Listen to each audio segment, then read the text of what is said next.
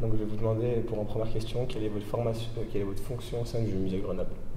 Alors moi je suis Pierre Bastien, je suis médiateur au musée de Grenoble, D'accord, c'est-à-dire guide. Donc j'accueille des groupes scolaires, adultes. d'accord, très bien. Et pourriez-vous me définir les grandes lignes du projet Hors les murs? Alors le projet Hors les murs, c'est un projet annuel.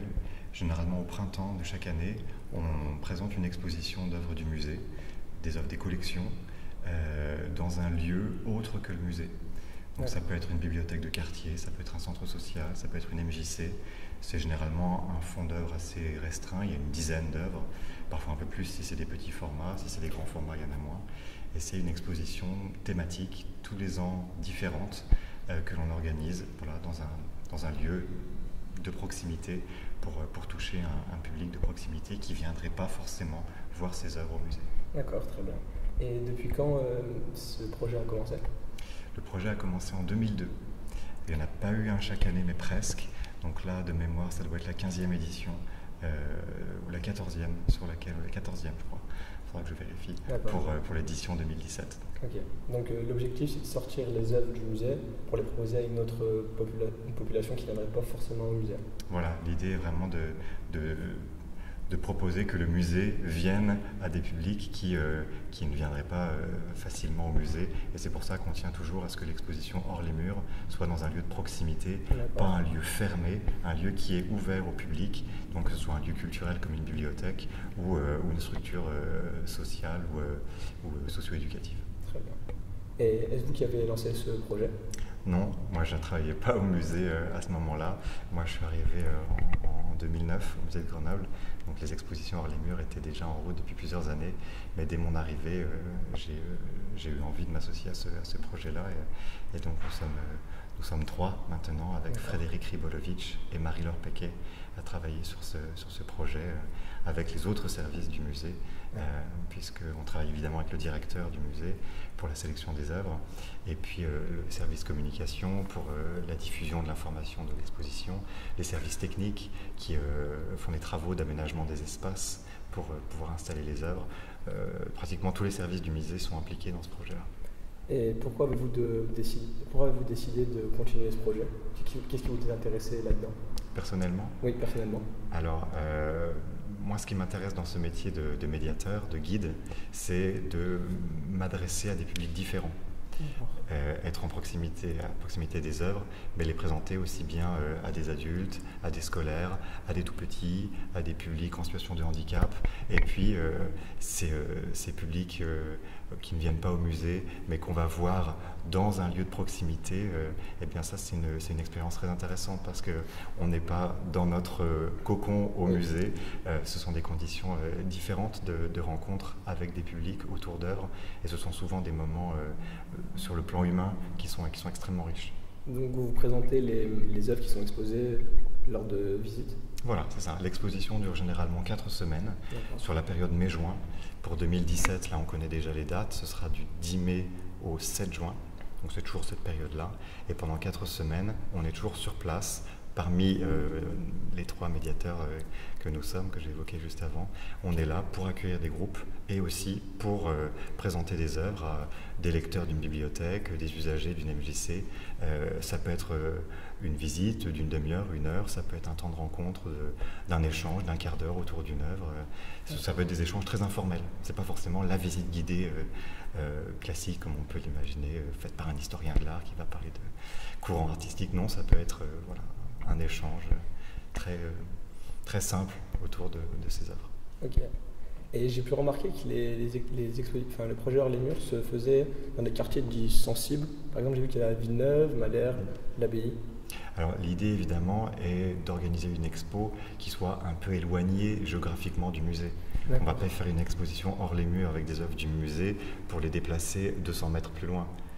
Ça n'a pas trop de sens. Ça pourrait avoir du sens puisque on sait très bien qu'il y a des publics qui vivent juste à côté du musée qui ne viennent pas. Mais peut-être qu'il y a d'autres formules qui pourraient être imaginées pour ces publics qui géographiquement sont proches. dans le cadre d'une exposition qui demande quand même des travaux de montage, de montage de cimaises par exemple pour faire accrocher les œuvres. Il y a une question d'assurance aussi des œuvres que l'on déplace. Donc évidemment, l'idée c'est d'aller un petit peu loin du musée, et c'est vrai qu'on privilégie plutôt les quartiers sud, sachant qu'on allait dans pratiquement tous les quartiers. Bon, j'exagère en disant tous les quartiers, mais en tout cas tous les secteurs de la ville. Et effectivement, on est allé plusieurs fois du côté de Villeneuve, Village Olympique. Là, en 2016, on était au Clair Mistral. Voilà, on essaye à chaque fois de mailler un peu le territoire pour présenter des œuvres un petit peu dans différents lieux. Oui. D'accord. Et donc, du coup, il y a une thématique chaque année. Voilà. Et cette année, c'est la musique. La musique, voilà. En 2017, ce sera la musique. Et le thème de l'exposition n'est pas choisi que par nous, musée. L'idée est vraiment de faire une exposition en partenariat avec les professionnels du lieu qui accueille l'exposition, et puis aussi les professionnels des équipements du quartier, que ce soit des travailleurs sociaux, des associations, que ce soit des bénévoles ou pas, les structures scolaires aussi, la petite enfance, les MJC. L'idée est vraiment de travailler avec tous les partenaires qui ont envie de s'impliquer dans le quartier, et à chaque fois le thème de l'exposition, on le choisit en fonction soit du lieu, soit de la thématique sur laquelle éventuellement travaillent les professionnels du lieu qui accueillent la bibliothèque. Quelques exemples, par exemple, on a pu faire en 2011 une exposition sur le thème des sculptures, parce qu'on était au village olympique, et dans ce quartier-là, il y a plein de sculptures dans le quartier. J'allais dire l'année dernière, en 2016, dans le quartier au Clair Mistral, on a fait une exposition sur le thème de la ville, avec ce quartier Mistral qui est en plein renouvellement urbain. Et 2017, à la bibliothèque ABI, on a choisi la musique parce que c'est la spécificité un petit peu de cette bibliothèque-là, qui a aussi un fonds littérature adulte, littérature jeunesse, mais un fonds musique, un fonds CD, et puis la bibliothèque organise des concerts, des scènes ouvertes, je crois qu'il y a des soirées blind test aussi. Oui. Voilà, ils essayent un peu de faire une spécificité musicale dans cette bibliothèque. On a cherché dans nos collections si on avait de quoi faire une expo sur ce thème, parce qu'on ne peut pas faire des expos sur tous les thèmes, on fait aussi avec nos collections. Et même si la liste d'œuvres n'est pas totalement arrêtée, a priori, on aura tout de même ce tableau qui est en ce moment dans les salles.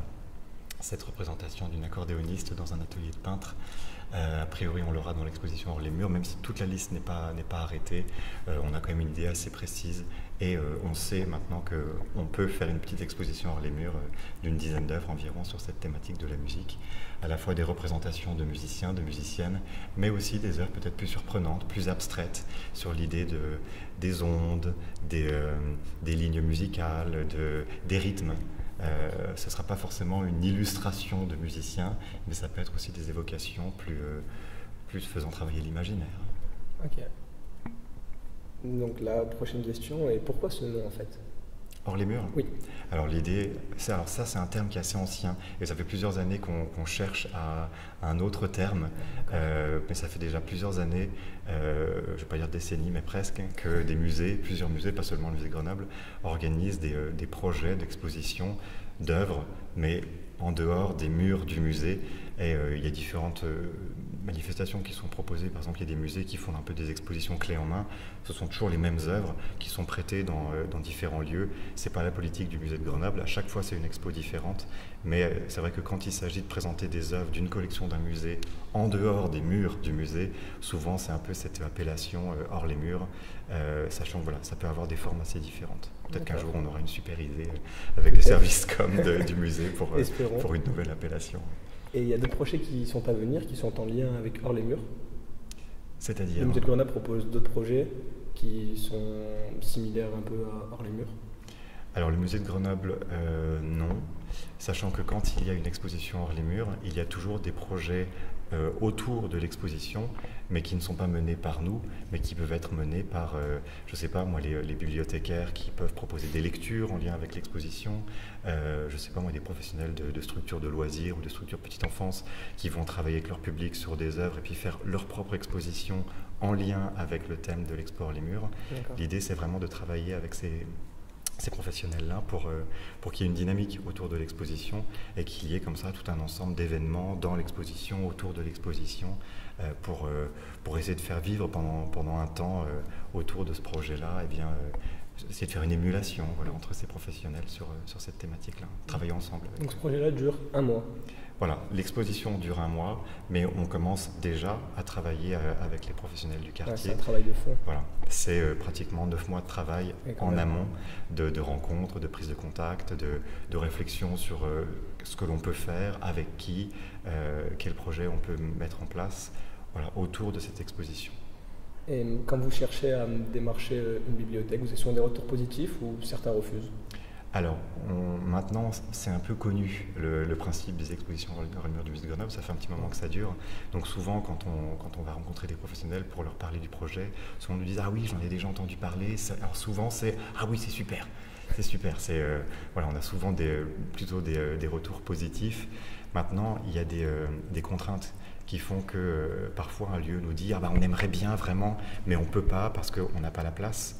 Parce que c'est vrai que pendant 1 mois d'expo, plus quasiment 2 semaines de travaux avant et 2 semaines de travaux après, pendant 2 mois, on squatte un lieu, une salle, et ça peut être très problématique pour une bibliothèque, pour une MJC, que de devoir se passer d'une salle pendant 2 mois.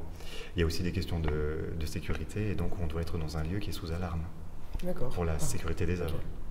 Et tous les équipements de la ville de Grenoble ne sont pas forcément sous alarme. Il y a des centres sociaux qui le sont, il y en a qui ne le sont pas, il y a des bibliothèques qui le sont, d'autres qui ne le sont pas. Et ça, c'est vrai que c'est un critère important pour nous. Donc, mais c'est vrai que généralement, quand les personnes ont entendu parler de ce projet-là, souvent c'est plutôt en bien. Mais si ce n'est pas possible, ça peut être pour une question d'espace, d'alarme, de calendrier aussi. Si déjà le calendrier est bouclé pour toute l'année et que les professionnels n'ont pas le temps de s'investir dans ce projet-là, on se dit ce sera pour une prochaine fois. Ouais. C'est vrai que ça demande un sacré investissement quand même des deux côtés, du vôtre et exactement. Aussi, Et si c'est se forcer parce que non, ça sert à rien. Il faut vraiment qu'il y ait une envie de tous les côtés parce que sinon c'est compliqué de travailler ensemble. C'est vrai. Est-ce que vous pourriez donner un peu plus d'informations sur ce tableau? Pourquoi lui et pas un autre? Alors ça, c'est un tableau de Lazare Segal, qui est un peintre originaire d'Europe de l'Est, qui s'est installé à Paris au début du XXe siècle. Il y a beaucoup d'artistes de différentes nationalités qui se sont installés à Paris, qui étaient au début du XXe siècle une espèce de capitale de l'art moderne. Des gens comme Picasso, par exemple, c'est pas un hasard s'il s'est installé à Paris. Et ça, c'est un tableau qui date des années 30, 1937, qui représente donc un modèle, très certainement, un modèle du peintre qui pose avec l'instrument. Elle n'était pas forcément musicienne, parce qu'on est dans l'atelier, on devine, là il y a des tableaux, on devine des objets éventuellement pour peindre des natures mortes, ici un pot avec des crayons ou des pinceaux. Donc c'est peut-être un modèle du peintre qui était payé pour être représenté sur un tableau et à qui il a demandé de prendre la pose avec cet instrument qui traînait peut-être dans l'atelier. C'est un tableau qui n'est pas très coloré et qui est justement lié à Picasso, qui est l'une des figures importantes de l'art du début du XXe siècle. Et dans les années 1910, Picasso a peint des tableaux souvent avec ces tonalités grises, marron, ocre. La période qu'on appelle le cubisme, où il simplifie les formes avec des formes géométriques, d'où l'idée de cubisme. Dans ces carrés, ces rectangles qu'on voit à l'arrière-plan, on voit un petit peu les références aux formes de Picasso et à ces couleurs-là. Très bien. Bon, je vous remercie d'avoir accepté cette interview. Avec plaisir. Peut-être pour une deuxième partie alors au printemps quand elle aura lieu. Très bien, au mois de mai alors. Espérons.